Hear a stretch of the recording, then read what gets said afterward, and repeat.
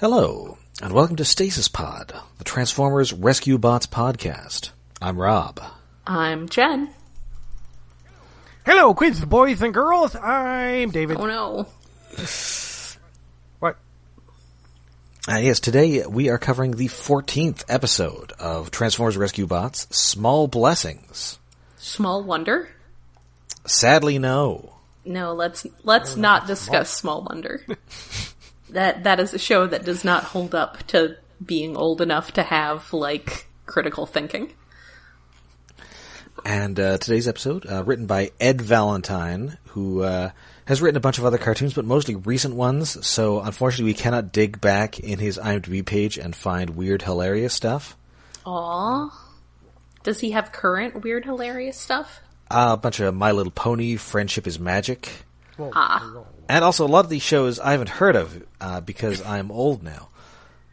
Is it actual little kids shows? Because we've discussed how people specialize in writing preschool shows and not this show.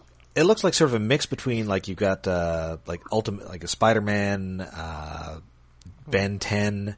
But there's also Doc McStuffins, which I think is for small kids. Yeah, that's a preschool show. Okay. And then I don't know what you would consider My Little Pony. Okay, that's fair. For very small girls, but also for dudes.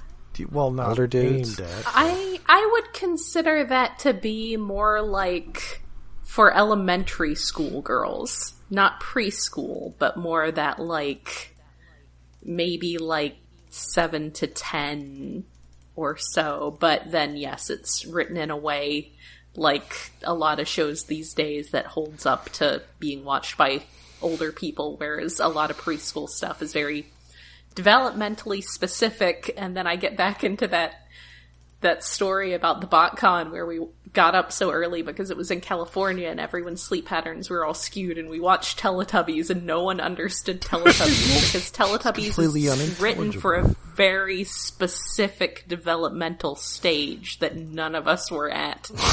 Well, I hope. But it did result in a great deal of memeing all weekend, even though back then we didn't actually have a word for it, but it was memeing. But yes, My Little Pony would definitely count as something that is written for a younger audience, but not developmentally in the same way that a lot of preschool shows are. Yeah, I mean, sort of the same way that Rescue Bots is also for, we as old people can, appreciate and enjoy this. Yeah, that's something that I've found very interesting about it because, I have fortunately not had to watch a lot of preschool programming with having young nephews who live a couple hours away. But there is occasionally stuff that's I would never watch this on my own, whereas this is something you might, it's fun. Yes. So yeah, it's a rare preschool show that actually, it's really I went over this before about how it's in a weird sort of space where it's not super developmentally specific. So, I don't know. The point is, My Little Pony is also fine for people who are young, but also a little older. Yeah. So yeah, this first aired June 9th, 2012, and once more, it's David Wise's revenge. Because we are hitting up the stock cartoon plots. We are in Shrink Ray Town, everybody. It's plots that always work. That's right. We need to be able to apply that to I should just start writing short fiction, but just based on old cartoon plots, and then do something wacky with it. And by wacky, I mean, I don't know, super deep and thought-provoking. Truly, is this the day of the machines? Or is every day the day of the machines? I'll just release a whole anthology collection that's just short fiction based on assorted old stock cartoon plots. It can be called Day of the Machines.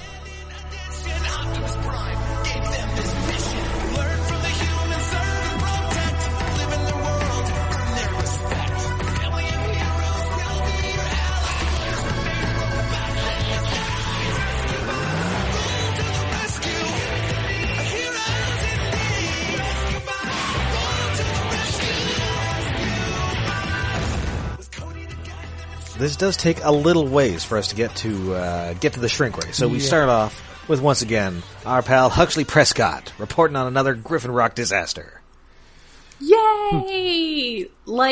Maybe why did she drive her... Okay, she seems to be a woman in her early 20s, presumably. Uh-huh. Why does she have a minivan? And not, 5 children. Maybe she coaches, junior lacrosse or something. I mean, I guess it's possible she has a minivan because she, it was a hand-me-down. So probably. I could kind of see that, but also, as we'll go into, Kate is the worst. What it really starts off with is Kate is the worst. Yes. But also, this seems like there isn't another car there. She just spontaneously drove her minivan halfway through the guardrail over the side of a cliff. Good job. And she doesn't really get a lot of lines in this. She kind of makes some noises, and those are just provided by Lacey Chabert. Huh. But she eventually becomes sort of a recurring character, and she gets a dedicated voice actress, Danica McKellar, probably best known as Winnie Cooper on The Wonder Years. Cool. Also, apparently now, an accomplished mathematician. Yes, and not a race car driver. That's Danica Patrick. Yes. Also shill for GoDaddy Web Services. That's correct. GoDaddy. Yuck. Yeah, they're fine. Also not the one who dated Green Bay Packers quarterback Aaron Rodgers. Yes.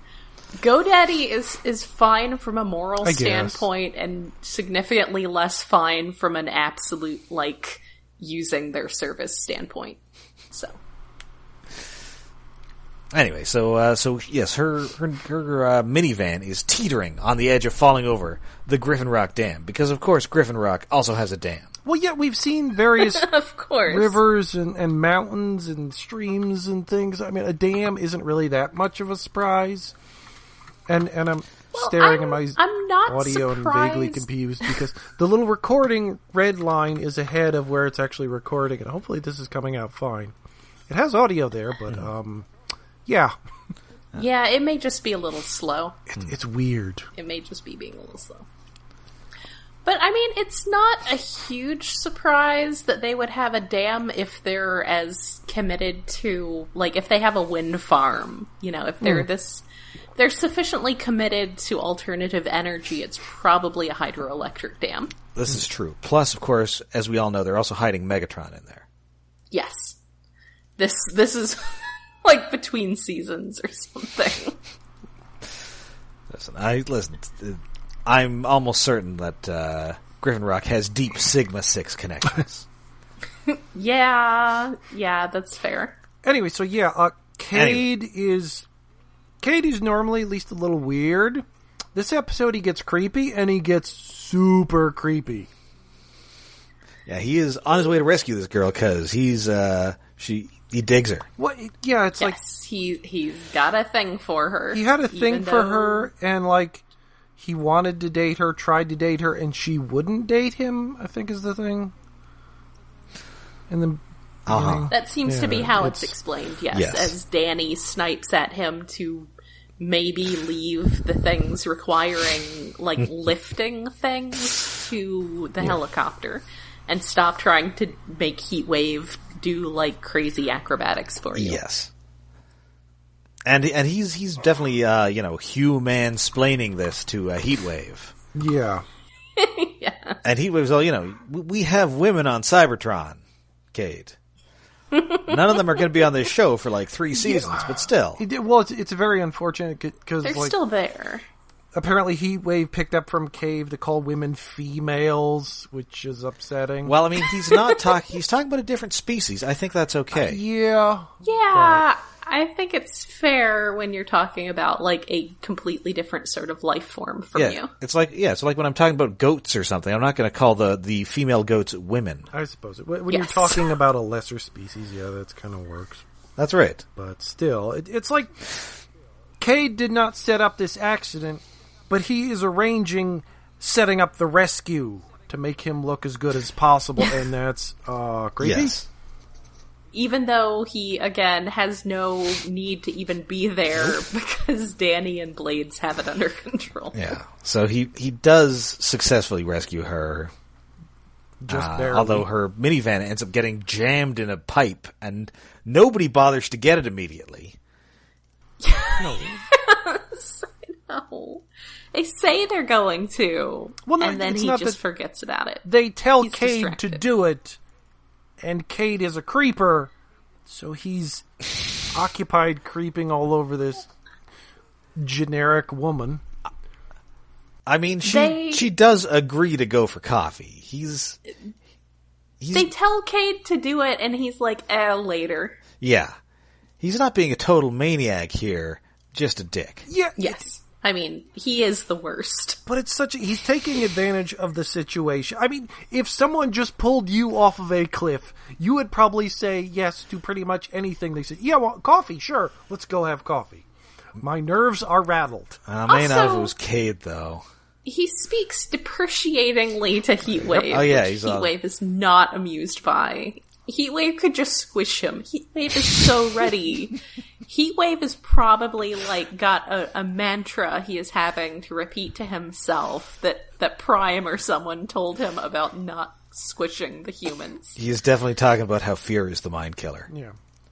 Also, again, is this really an age-appropriate story for a preschool No, show? no. I feel like Well, this that's is the thing, we're like- skewing a little older here. It's skewing older, but this also, the whole Cade situation feels like a plot line from a cartoon from the 80s where we didn't know better. Well, I mean, it's also, I mean, we're sort of seeing this all from Cody's perspective.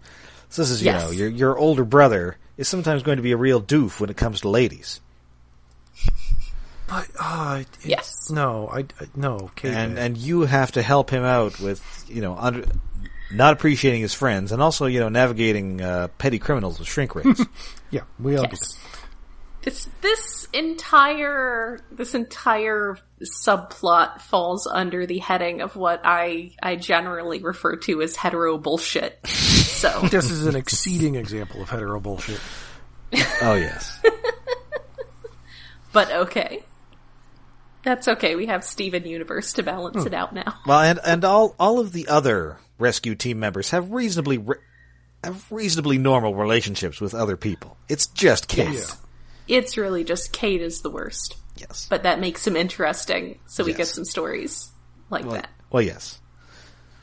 So yeah, we're back. We're back at the fire station, and everybody's you know, sort of doing their own activities.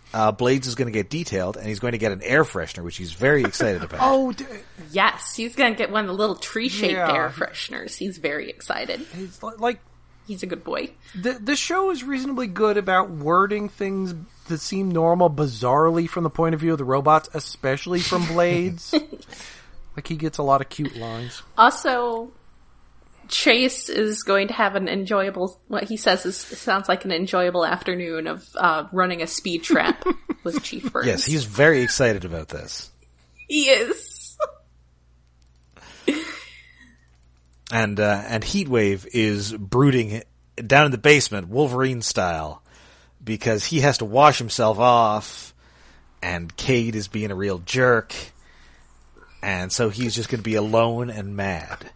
At least Cody comes to check on him. Yes, well, But because then, Cody yes. is a good boy. Yes, he is. But yeah, he's down in the basement brooding, muddy and brooding. Yes. Poor guy.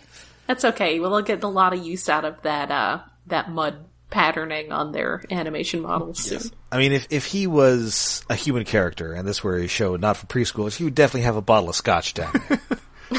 Yeah. Yeah, that's fair.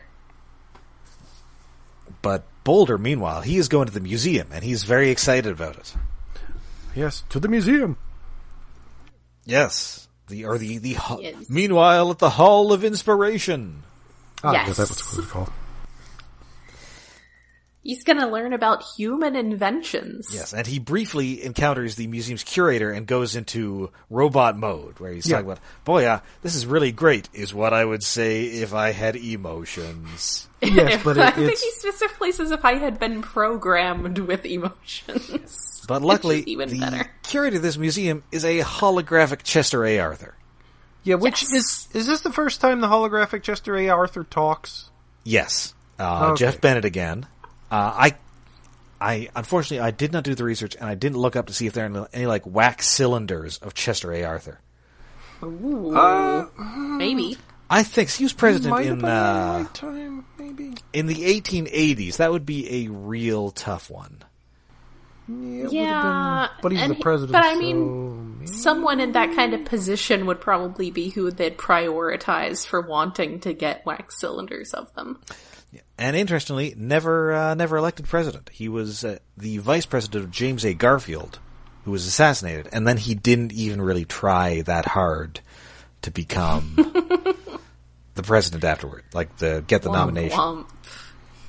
But he was actually kind of a good president, because he was originally like this. He was sort of a big part of like the party machine that had patronage appointments and everything. And Garfield was a reformer, so he kind of had Garfield on his ticket to sort of appease the like establishment wing of the party. But then after Garfield was shot, he very wholeheartedly took on Garfield's reforms. This is a lot of American history for a Canadian to be giving us. I read that, if anybody's interested in this, I recommend Sarah Vowell's Assassination Vacation. Oh. Where she takes a road trip and goes to various sites important to the 3 19th century American presidents who were assassinated. Oh yeah, I listened to that as an audiobook actually, but this was like years ago when it was new, so maybe that's worth a revisiting now that I live in an area where a lot of presidents died. And Garfield was, of course, the hilarious, Garfield was, of course, noted for his hilarious assassin, Charles Guiteau, who was basically completely insane. Oh. I mean, the best ones are. Although he was not incorrect when he proclaimed his innocence. He said, the doctors killed Garfield. I just shot him. Correct, yes. Sure. Because they didn't have the germ theory of disease, so doctors were just poking their unwashed hands into his body. Yeah, just kept sticking their fingers in the bullet hole, and, no. Yeah, and he would have survived if they had not touched him. Plus, to find the bullet, Alexander Graham Bell came in with his experimental metal detector. Mm-hmm. And they ended up going into the wrong place because his metal detector successfully detected his bed springs. Oh. Yeah, that. Well, that's really incompetent. Immensely incompetent. Like, it sounds like a comedy skit, but it's reality. Thank you, medicine, for progressing since then. I feel everyone needs to be informed that Benjamin, my cat, has decided he needs to be directly on my lap and purr loudly, and I don't think you can quite pick it up on the mic, but I wouldn't be surprised. Possibly. If it gets close enough, I might be able to get it, or I might be able to pick it up and amplify it. I should just, put the mic on him.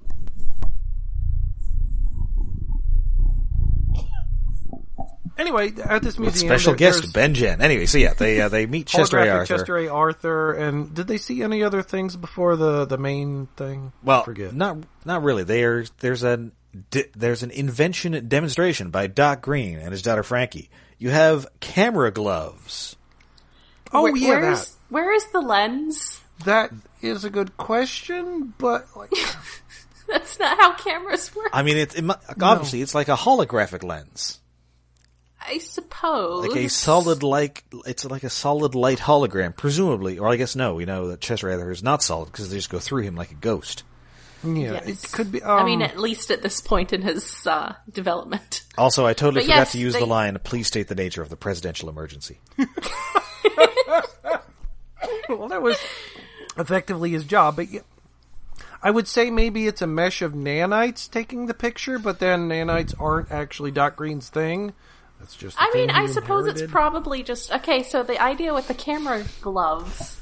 Cat, please don't do this. Oh, I think I heard it. that you hold your fingers like you're framing a picture, and then it takes the picture, so maybe it's like on your palm. That's possible. Or maybe it's like 4 lenses in combination on the fingertips, because we see those are a different color than the rest of the gloves. Well, because you have to click them together. When you touch them together, Right. that's what takes the picture. So it could be like in the palms or the back of the hand taking a picture. Like, so you could also take a selfie somehow. Maybe it takes 2 pictures. Well, it's just like a cell phone that way. It's just got the front camera and the back camera, so it's got one on like your palm and then one on the back of your hand, and you can just switch between them. Although there is a great improvement in that, and you're more likely to take a landscape picture instead of people taking like vertical videos, which still annoy the hell out. How are people still doing that in 2020? I don't know, but I love watching local news people complain about it. It is like, I mean, I can understand like old people maybe doing that, but it's like videos from kids. It's like, why? It's pet peeve time again. Anyway, But anyway, the more impressive invention here is the minimizer, which is straight up a shrink ray. It's a shrink ray. He stole it from us. He bought it at a yard sale. From Destro. He bought it at Destro's yard sale. I mean, it looks like he bought it from Nerf. Yeah, it does. Well, which would be... Did Hasbro have Nerf in 2012? I'm pretty sure I they think did, they yes. I think, yes, because there's like I know they made Nerf guns for like the first Transformers movie. Yeah, that's right. So yeah, the minimizer and his main application for this is you can get a week's worth of groceries, shrink them down, and then carry them home in your pocket. Hey, as someone who has had to take public transit, I heartily approve of this application. Also, as someone living now during the whole pandemic thing, and therefore having to carry home like significantly more groceries at a time than I ever had to before. Less often shopping, more carrying, larger prices. Oh, my bill the other day was really big. Anyway, but so it's the type of shrink ray that changes mass. It does not conserve mass. Right. Yes. So, actually, was that Mrs. Needlemeyer? It is Mrs. Needlemeyer. Yes. Picking up the cart and just holding it between thumb and forefinger. So yes, it does not conserve mass.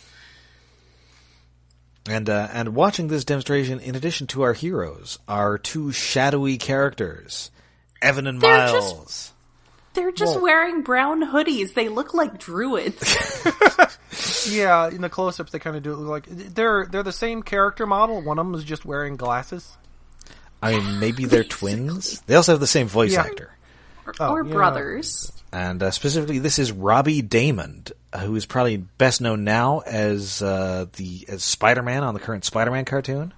Oh, okay. But it looks like he's done a bunch of anime. Oh, then maybe. Oh no. He's Moomin Rider on One Punch Man. Moomin Rider. Oh, one of the best characters. Is that like a parody of Kamen Rider? Yes. And also Moomin? Well, it's not Moomin? Like those weird Finnish kids books or whatever? Yeah. Oh, no. He's instead of having a motorcycle, he has a bicycle, and he doesn't really have superpowers, but he tries really hard. But is he like some sort of vaguely hippopotamus-shaped thing? No, he has nothing to do with the actual Moomins from the cartoon and their little goblin friend. Yes. Okay, fine. Now it's annoying me what that goblin's name was.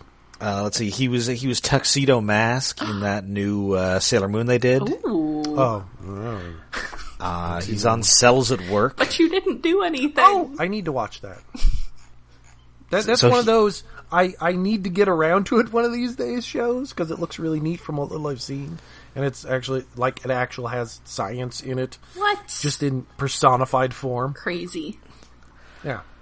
Kind of like how Hetalia has history in it in personified form, except also some vague, not sufficiently vilifying the Nazis. Yeah, no, I think it's a lot more accurate than that. That's fair. Don't mention the war. That's the best episode of anything ever. Anyway. So yes, that's Robbie Damon. He's playing this pair of local ne'er-do-wells, and they're making plans to come back after dark. Are they local though, or are they? I think they are local, itinerant. Because like later in the episode, they're assuming that this is a device that they brought with them from somewhere. I feel like Chief Burns would know them if they were local and probably have had a stern word with their parents. Yeah, they do hang around. Mm-hmm. Okay. So they're going to be recurring antagonists. I see. I guess Maybe they come over from the mainland, so they're only here part-time. Yeah. Chief doesn't know them so well. Yeah. I took the ferry in from Castle Rock the other day, we did. Yes. Town's getting a little too spooky for us. Sewer's full of murder clowns. I still say that their brown hoodies make them look like druids.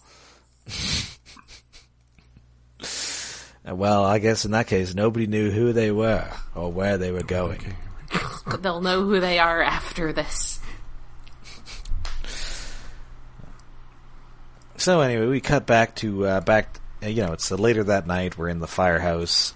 We see the interior of Cade's room, which is dominated by a giant poster of Cade. Like his room is amazingly more him than I would have thought. Like there's pictures of, like monster trucks and cars, and he's putting down a new photo of him and his newly acquired by deception girlfriend. Well, it wasn't actually deception. Well, I mean, he's downplaying how much Heatwave actually contributes, but... Yes. He did actually save her, just in a rather unwise fashion. Yes. It's still creepy. But yes, he has a giant wall, like the largest size poster you could normally have over his bed to look at himself, and it fits his character, which is frightening. That is the 2012 Griffin Rock fireman's calendar. Oh yeah, that's probably the cover photo. Yeah. And because they only have one fireman, he's every month. Yeah. No one buys it. Okay, maybe like two people buy it. I was going to say Mrs. Nina Meyer buys it, but as we established previously, she runs a B&B. So no, she doesn't. Maybe her sister buys it. But he keeps insisting that they make them every year.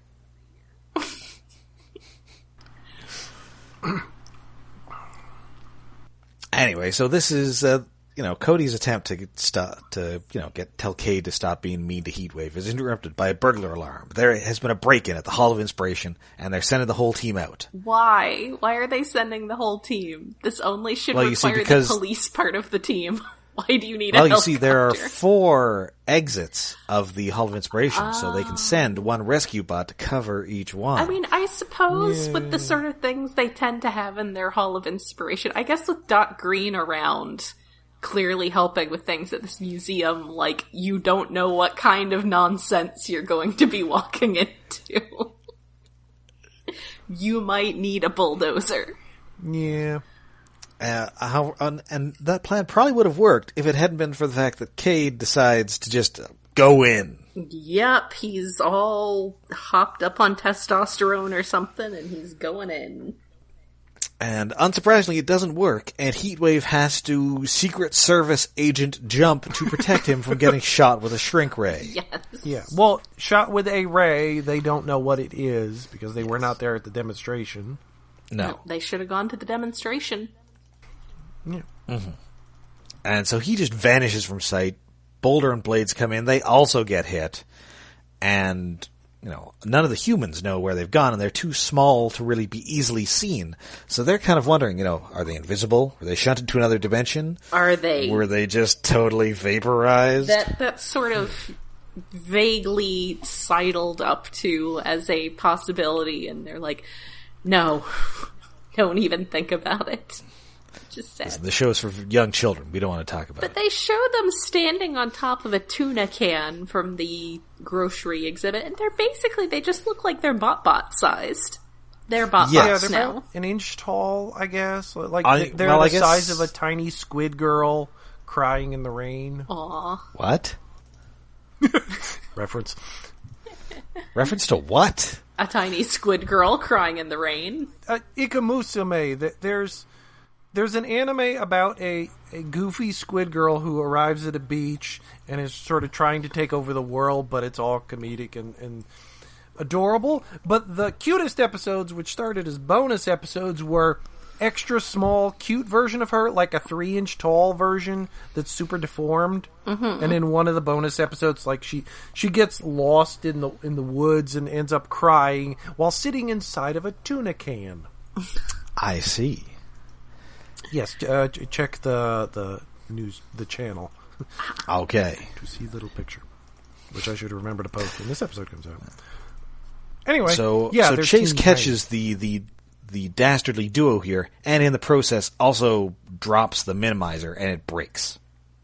Dun dun dun. Oops. Well, yeah, And- you can't, like, it's a standard, like, when you have a shrink ray, the shrink ray has to be destabilized or missing for the rest of the episode to happen.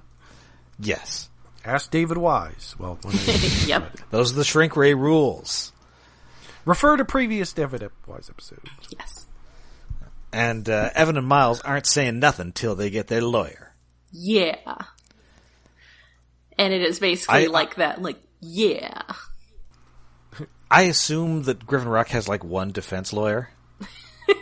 I mean, I like I said, I feel like most of their crime is probably handled by Chief Burns going and having a stern talk with someone's parents. So, yeah, they probably have one defense lawyer, because I'm pretty sure him having a stern talk with your parents sets you on the straight and narrow.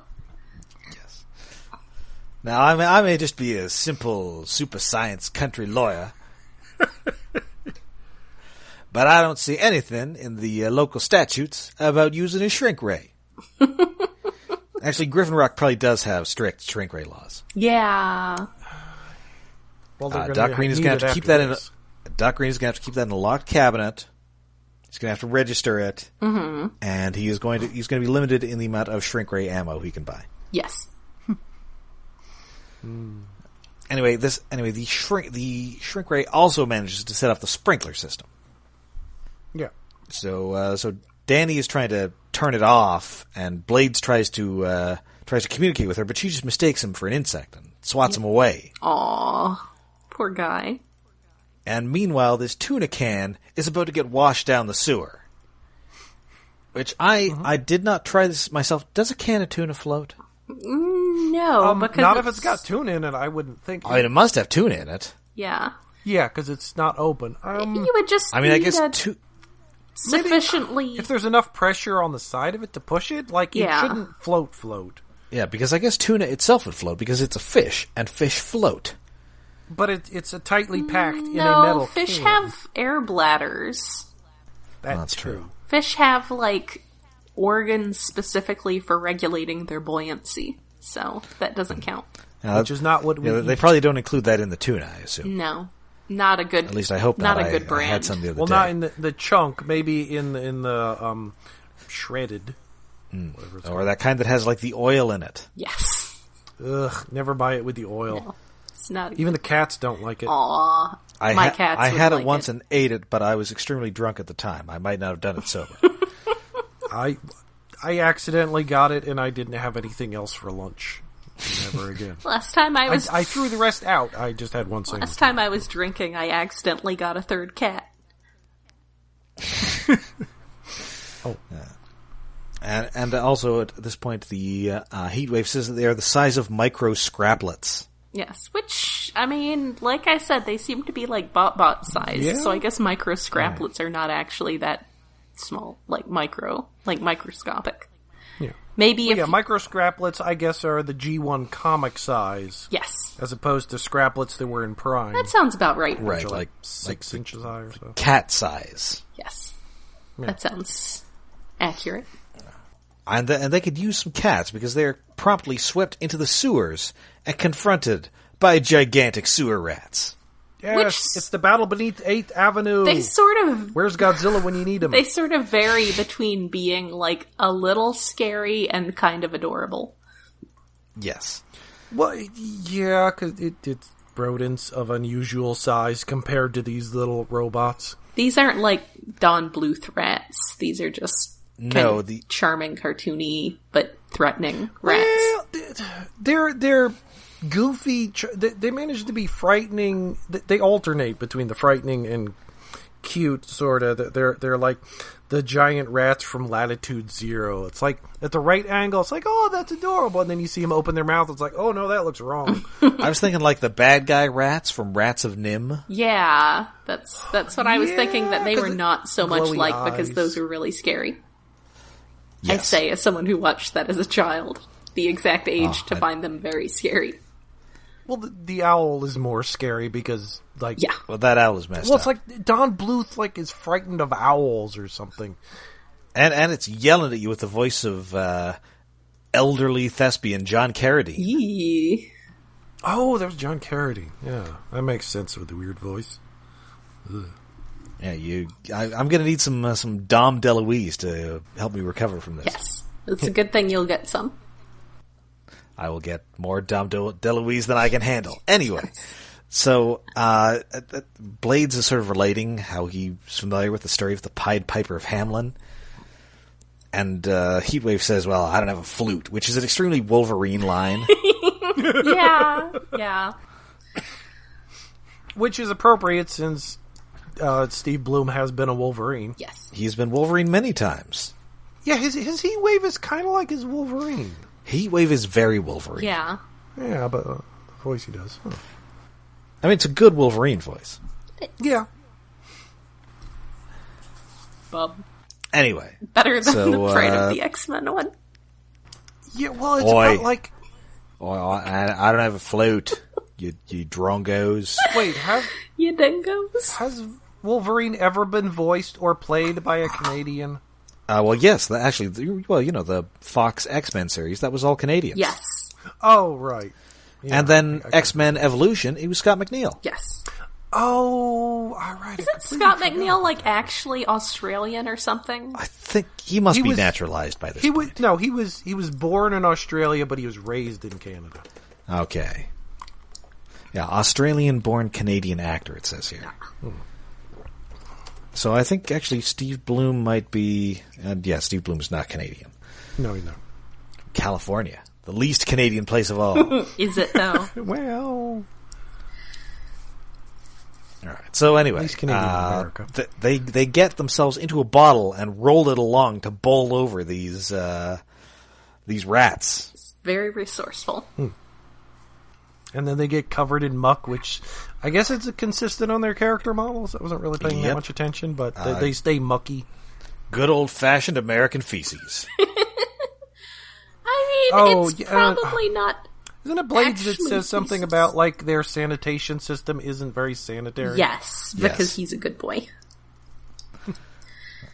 It's probably not feces, it's probably a storm sewer. There's a big difference between... I mean, for one thing, you're not going to be flushed down into the sewer that's handling, like, toilet stuff. It's a storm sewer is just, like, street runoff. Yeah. Whatever it is, it does stink. That might be the rats. Yes. I mean, there are going to be things pooping down there. Well, things live and grow in the sewers no matter where they are. Yes. So yeah, we're back at the fires. Everybody's very sad. Doc Green is apparently not answering his phone. Which is worrying. That's never good. Yeah, it's okay. Maybe he was wearing noise-canceling headphones, and they worked really well. Send someone over there to do a wellness check. Yes. Send Chief Burns. Oh, and also, speaking of which, something's wrong with the Griffin Rock Dam. So they got to send Cade out there. He goes in his old truck. They think that it's probably a false alarm, but he decides he's going to go check it out. Also, we get another use of me latching on to ridiculous things of Chase calling for Team Sigma 17 to respond. and they are not coming in because I guess being shrunk well, yeah, they said that being shrunk makes their, like, signal on their communicators not go as far, which, okay. Sure. That makes sense enough. I suppose. If I'm going to accept a shrink ray, I will accept that. Okay. I guess I will also accept it. But yes, Chase is trying to call them, and they are not coming in. And he's very sad. Maybe he can go, maybe Team Prime will have to adopt him if he's all alone. That one goes swimmingly. But yes. Also, why is Cade's old truck such a piece of junk on this super technologically advanced island? Yeah, it does seem weird that like he says he has to take his old truck to go there. Well, it's interesting because I vaguely recall his old truck getting, like, melted by lava several episodes ago. So maybe this is like his even older truck. He's got a it's like a 1950s style truck. It's very, very old. Yeah. Maybe he just has a collection of antique fire engines. Which, why would Cade have that? I don't know. Because he I mean, Claire, the Burns on. family has been here for years, so it's possible they just never threw out any of their old fire engines. It's possible he inherited it from Grandpa Burns. But yes. I'm voting that he has them to pose on for the calendar. Oh, yeah, that's possible. There's probably a garage full of them. Anyway, so they also Chase shows Cody an image of the weapon that did this, and Cody, having been at the museum, recognizes it. And so we've got a lead here. I mean, I feel like if there's any kind of weird super weapon, you can just assume it's Doc Green's. They really should have just gone to Doc Green's instead of being like... It's like, what did you do this time? Yeah, instead of being like, oh, we can't get through to him, let's continue on the assumption that this is not his, when it's clearly his.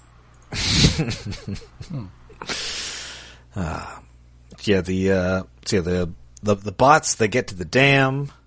They are nearly run over by Cade, which they shouldn't be. They just have to stand in the middle, like you're a turtle. Yeah, they do not know it to move sideways away from the tire or to turn left. Yes, but instead Heatwave actually stops him by throwing a nail in the tire. Throws a nail into the tire. And so Cade, still oblivious, he climbs down to this rickety-ass platform that's just hanging off the side of the dam to check out what the error message is. That's a great idea. Totally do that. Yeah, that's a great place to put the error message device. Yeah, like, I don't know, put that on an app on your phone. Yeah. Put it at the top, put it on both ends of the dam. Or also, here's your error message, you never cleared that SUV out of there. Like, you would think he would remember that at some point, but no. Whoa, hey, it sounds like somebody's rolling to the rescue. Also, yes, there is apparently an emergency here in the vicinity of my apartment. Dun dun dun dun dun dun. Who said that? Go for it. That was me trying to do the rescue bots music. Hopefully it's not like my neighbors getting arrested or anything. It's probably not. Yeah, bad news, there's a giant truck full of exploding poison coming through your town. That's not surprising. It's that Burt Reynolds guy driving it. You're in trouble. Oh no, not another Cannonball Run sequel. They got progressively worse.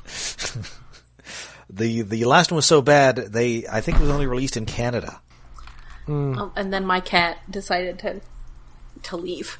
He's gonna go. He's gonna go check it out. He's gonna go see what the cops are up to. His meows translate to "cheese it, it's the fuzz." he's gotta go hide his catnip stash. So we're back at we're at Doc Green's place now. He apologized for not answering his phone because he was wearing his noise canceling ear warmers. I like that they're ear warmers. Oh, they're ear warmers. Not just headphones, they're ear warmers. I've actually had like those ear warmers that have little speakers like headphones in them. Ooh. Oh, I need some of them when winter comes around again. But not like noise canceling headphones.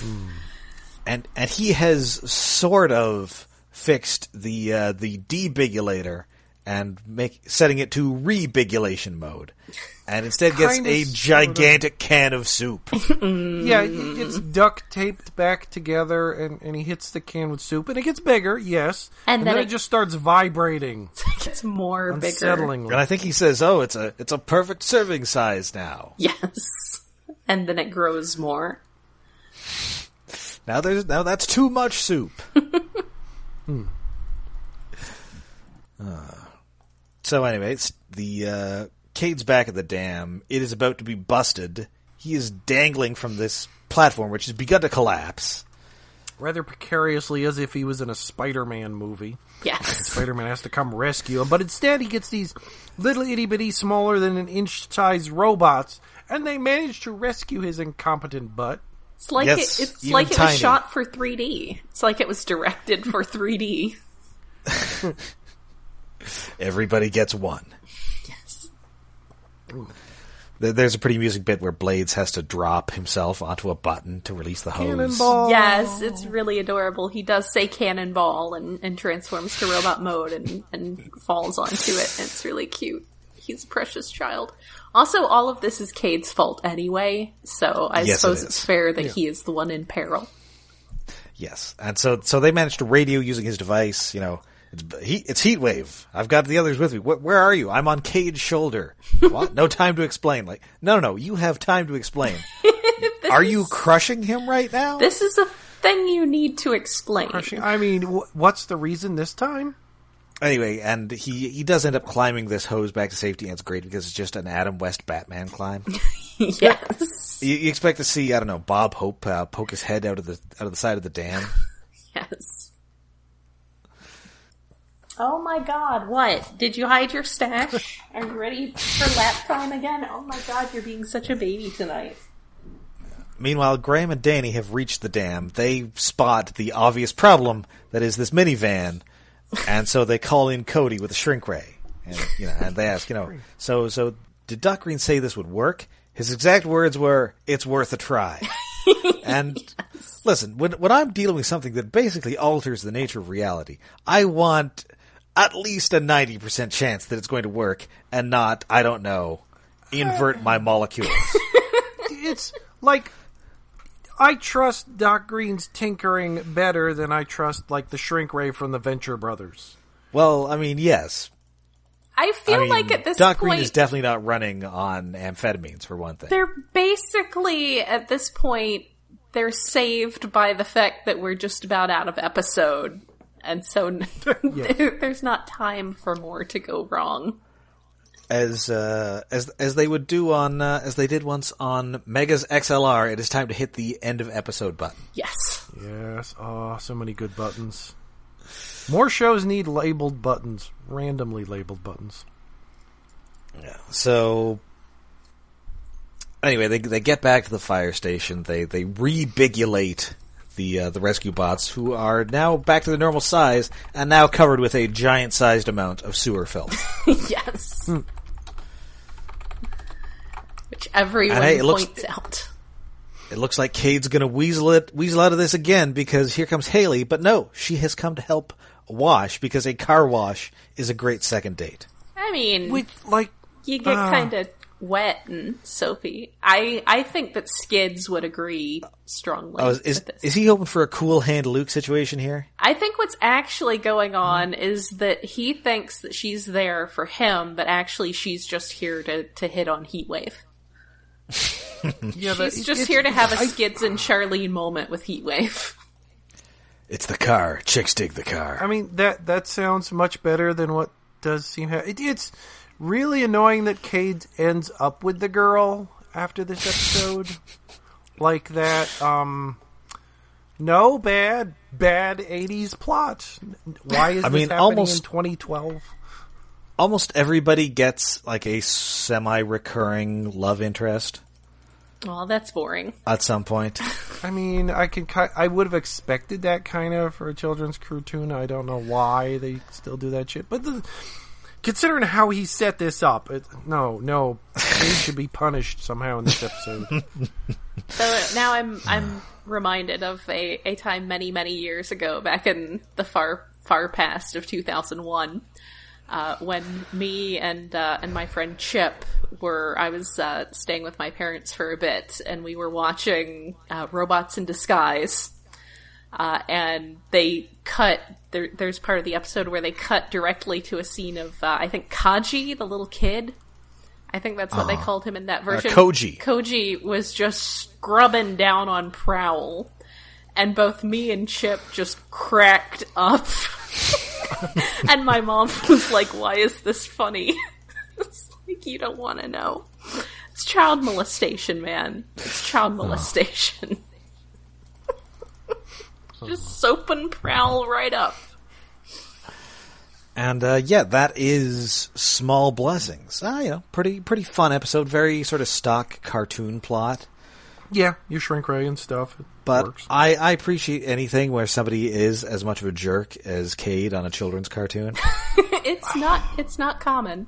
I did like that. At least by the end, he is appreciating Heatwave. Well, yes. Which will reset again in a few episodes, presumably. Cause these things take they take time and a lot of sessions in therapy. It's like, I like the shrink ray part of the episode. I hate the Cade part of the episode. Cade has been annoying. He's been like your Ultra Magnus, whatever the episode. He's Sentinel Prime. Stick up the butt. Just kind of annoying, the jerk of the group. But in this episode, he goes too far for me. I can see that. Hate him. He's being very Cadey this episode. And it is the heteronormative dating, the kind of stalking. Yeah, he is maximum Cade. Yes. Yeah. It does seem a little sketchy for this age group, but it is what it is. So, I believe that now takes us to David's Tokusatsu Corner. Yay! Dun, dun, dun. Let's see, this episode of QQ Sentai Go 5! It's a blue-centric episode, but it starts with the Calamity Demon's butler, who's half bug. He's got the imp minions. They're out looking for the golem card, which is the superpower thing that ended up getting made because Grand Witch Grandine empowered a monster, and he uses regular cards to make the monsters grow big, and this golem card makes them stronger and bigger. It's an extra gimmick to explain why they need to use the giant train every once in a while, so they don't have it every year. Anyway, they're looking around. I do like the beginning of the episode with him, because it's a cold open with him and the bugsters or the imps just looking for the card, and like they found crap looking in the desert or mountains. And he's so mad at the imps that he throws one of them at the screen, and that's where the title card comes up, with the imp's face smashed against the screen. It's an animated bit, and I really like that. And then they make a cyber gilder monster to infect computers with a virus, and that's the episode in blues. Like his dad, he's the tech guy of the group, although he's not as much of a jerk as his dad. Anyway, the monster infects computers, it affects their stuff. Blue creates a counter-virus gun. Like, he calls it an antivirus gun. It's a gun that shoots an antivirus shield. How weird. How ignorant of actual computer technology is the writing in this episode? There's an antivirus gun, so lots. Okay, that's fair. Like, it's like, take the computer tech in Evangelion and make a dumber version of that. Because it's like some of the computer screens actually do look like computer screens from Nerve. It's kind of weird, but he has the antivirus gun, which works and then doesn't work. And then they have to go back, and then his father, Mondo, creates, I made my own better virus gun. It's 100% guaranteed. And at the end of the episode, we find out, it's just the gun Blue made. He just stuck a satellite dish on the front of it to improve it. Which kind of looks like the shrink ray a little bit from this episode. So the dad is a jerk. Like, he was taking credit for his son's work, that he just stuck a few things on us. He's a horrible dad. And, like, the monster in this episode, they defeat I missed something, but they defeat it somehow because it's a ghost. Mm-hmm. Like, they couldn't use the giant train. They had to use their old Zord with the sword. Well, everyone knows that trains are useless against ghosts. Yeah, I don't... Unless it's a ghost train that you can suplex. That was why the Ghostbusters never had a train. Also, because... Well, there's probably... dudes. There has to be a train episode in Real Ghostbusters. Well, okay. Well, I know there's probably a ghost train. Subway, that... Yeah. Anyway, it's... Oh, there's that whole scene in Ghostbusters 2 when they're in the subway and the train goes through them. Oh, yeah. Yes. But that's not a train versus a ghost. That's a ghost train, which is a completely different thing. You don't even want to get a real train anywhere near a ghost train. It's just not going to go well. Again, like, we've settled into, like, the stock plots. It'll focus on a ranger, and then the villains will slowly inch forward their plot to take over the world, will destroy the world.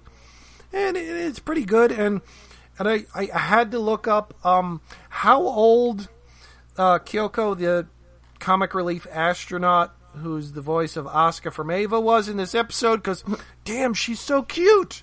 Like, she's not in every episode, but she's so adorable and peppy and helpful. And she's 27 when this was made, and that made me feel better. It's like, okay, woo. She's technically older than I am now, That's fair. But she's like 27 in this. Like, okay, I feel okay looking at her and going, damn, she's cute. So yeah, it's a basic episode, and the dad is such a jerk. I don't know if they're intentionally they're trying to make him out to be an odd dad, but he's coming off more of like a horrible dad in a lot of these episodes. Mm-hmm.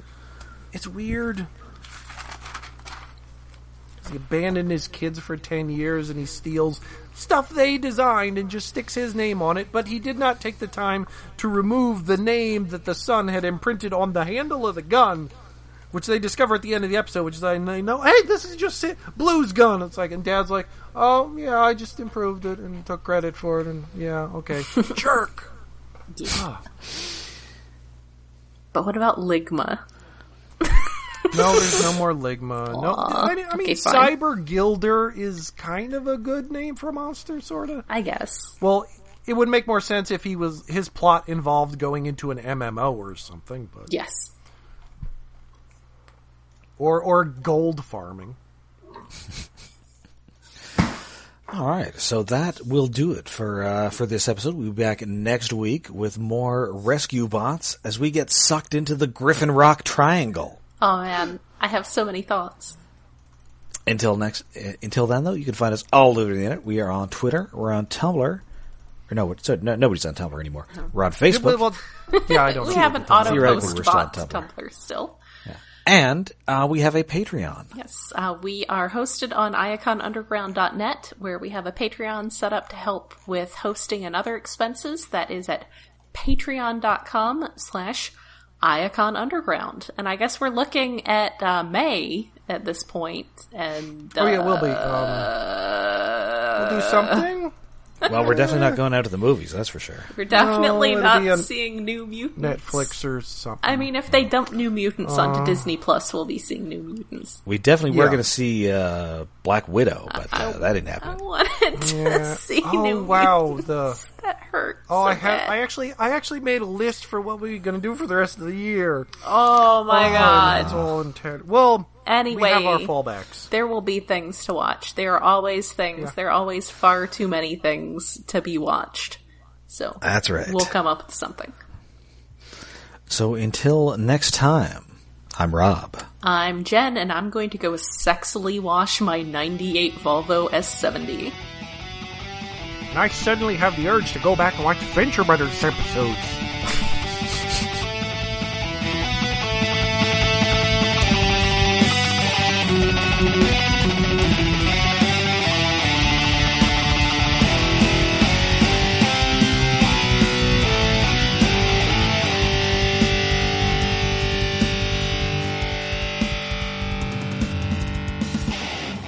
And my Billy Quiz Boy voice is very hard to do because you need a lot of saliva to pull it off. Yeah.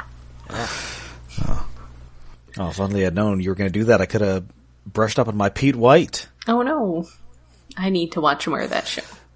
That is a show I need to catch up on. Yeah, Pete White's kind of easier to do, but I know I haven't seen the last season, and I forget if I finished the season before that. Okay, I will think shut I did. this off.